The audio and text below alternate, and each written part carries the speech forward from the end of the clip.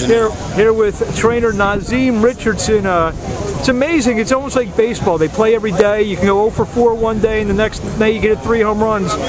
May 7th wasn't, you know, the best day for your fighter, but 2 weeks later, bang, Bernard puts on that type of performance. May 7th, he won the first bout of the night. There you go. That's Carl Dynamite Dargan up there on the stage. It's boxing, man. It's ups and downs in boxing. If you're not man enough to stand the ups and downs, you're not man enough to be involved. And the people who just try to hold you on the downs, you know they're haters, so you just keep it moving. You know what I mean? So my feathers don't get ruffled easy. Besides being one of the best trainers in the game, you were quickly becoming one of the great in-corner quote machines. First it was swim without getting wet, and now it's none of that young boy bleep. Right? Oh, really?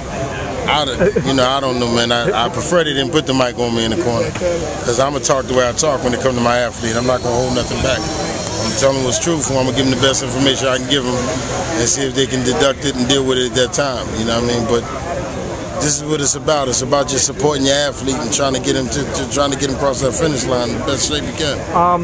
In round 3, he got drilled. It was round 4. My bad. He got hit with a real good shot around his gloves. I think that was the most you've ever seen him kind of a little staggered a little bit.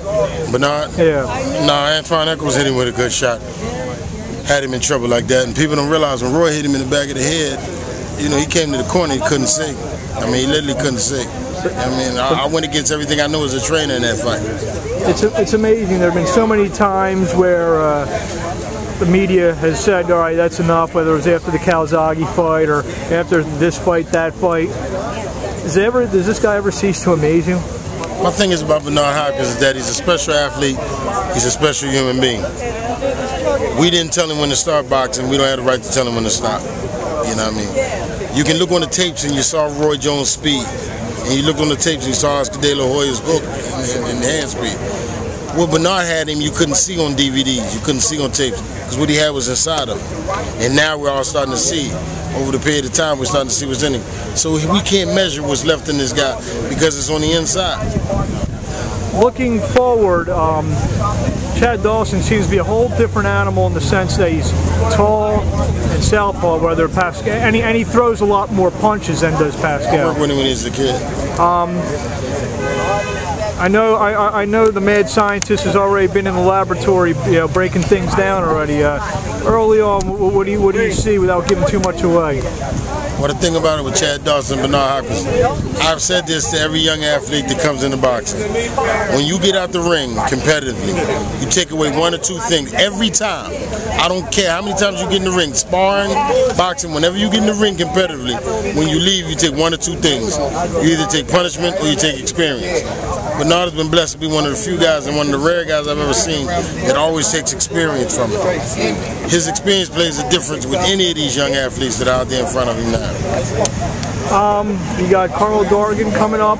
We just got breaking news that August 26th, I guess you'll be heading back to Germany with Steve Cunningham. Two-time IBF champion. But Bernard, you're a busy man these days.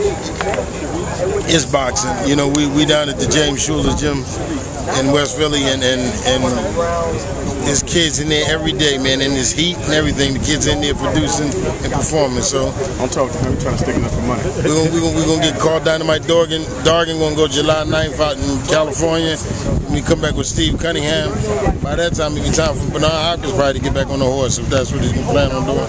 Well, Naazim, I'm sure we'll be seeing you around, whether it's in Germany, Vegas, California, wherever. Thank you. I appreciate it. God willing.